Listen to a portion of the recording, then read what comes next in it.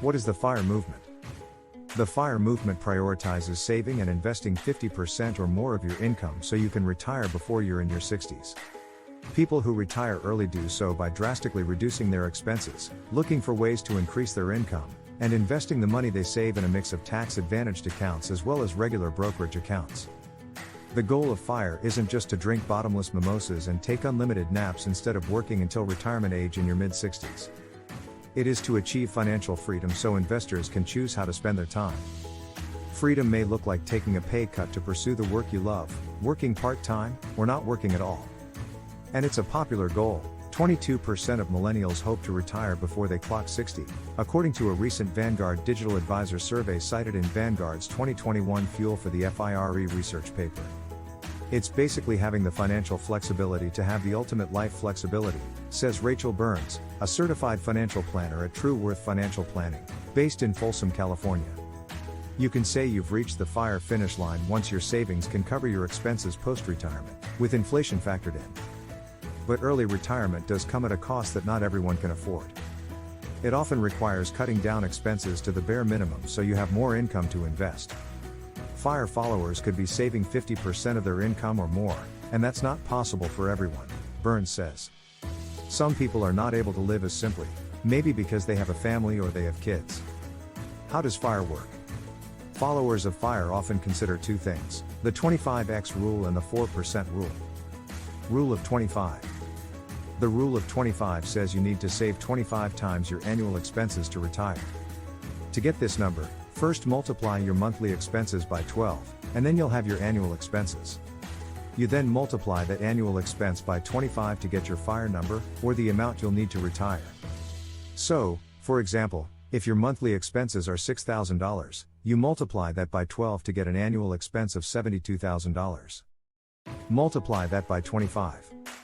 And you'll have your FIRE number of $1.8 million. If a FIRE number seems too ambitious, some people explore ways to increase their income and then invest that extra money. The 4% rule. The 4% rule says that retirees can withdraw 4% of their savings the first year, and then adjust for inflation in future years if necessary, and not run out of money in retirement. The 4% rule assumes a 30-year retirement goal, so if you plan to retire earlier than that, this may not work for you. And Burns says investors should be cautious about following advice designed for masses, especially when it comes to determining a FIRE number. I see a lot of people saying, "Oh, you need to have this much money. And then you can retire, or you can safely withdraw 4.5%. These rules of thumb are really big generalizations, but really, like any of that financial advice, it's never one size fits all, Burns says. The right savings rate. If you're interested in early retirement, think about how much money you plan to save and invest annually to reach your goal. Figure out a savings rate that matches the speed at which you want to go, says Paris Woods, New Orleans-based author of The Black Girl's Guide to Financial Freedom and a FIRE supporter. If your goal is to achieve financial independence in 10 years or less, Woods suggests saving around 70% of your income. The magic of compound growth. Because of inflation, physical cash saved in a bank account probably wouldn't be enough to sustain you for the next 40 years. However, saving and investing money in tax-advantaged retirement accounts can help you prepare for retirement, thanks to compound growth. Examples of retirement accounts you can save your money in are IRAs and 401ks. Roth IRAs require you pay taxes up front, but your investments grow tax-free and you can withdraw your money tax-free in retirement.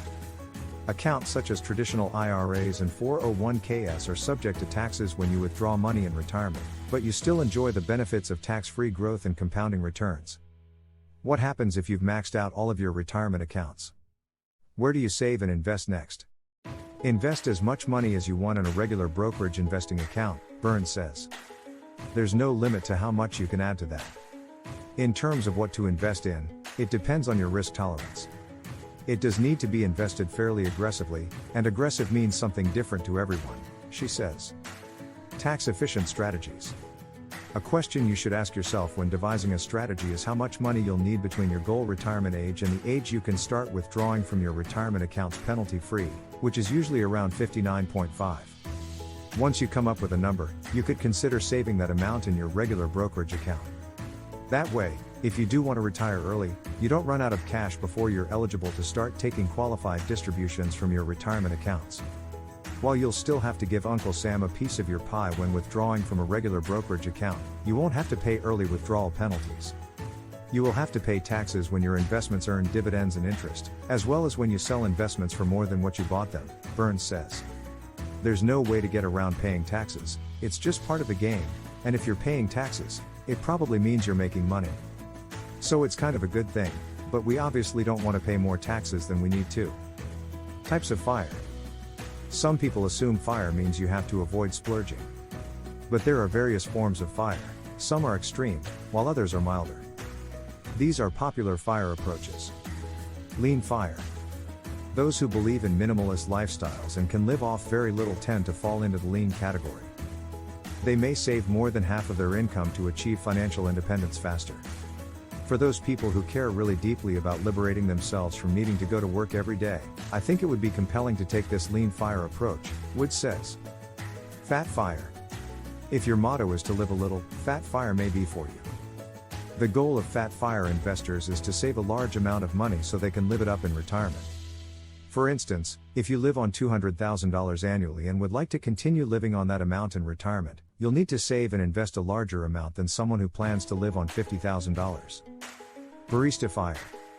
Individuals who do barista fire aren't necessarily trying to escape work. The focus is on saving up enough to retire, but then work less or part-time.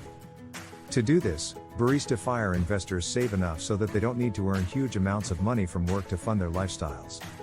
Some people are drawn to barista fire because it's a way for them to focus on work that matters to them, as Wood says she is doing. I think I might find myself in the category of folks who are doing work that is meaningful and see working as playing some role in their lives for the foreseeable future but want the freedom to only do work that is meaningful and accept roles that meet their personal requirements, Wood says. Limitations of fire. Retiring early might sound appealing, but there are risks, and it's not for everyone. For instance, if you stop working, you'll have to foot your own medical expenses until Medicare kicks in around age 65, and your investments may not perform as well as you thought. Either one of those scenarios could have consequences such as having to raise your withdrawal rate or needing to re-enter the workforce. Fire requires getting pretty strict with your spending, Burns says, as some people save 50% or more of their income, which is not doable for all investors. If you don't earn enough to cover your basic needs and save aggressively for early retirement at the same time, fire may not be for you, Burns says. Lacking an emergency fund or owing high interest debt may be other reasons that fire may not be attainable. If someone's making minimum wage, this is not going to be doable for them, Burns says. But if their income is high enough to where they're like, okay, I can comfortably live off of half of this and just sock away the rest. Then that's how you get started.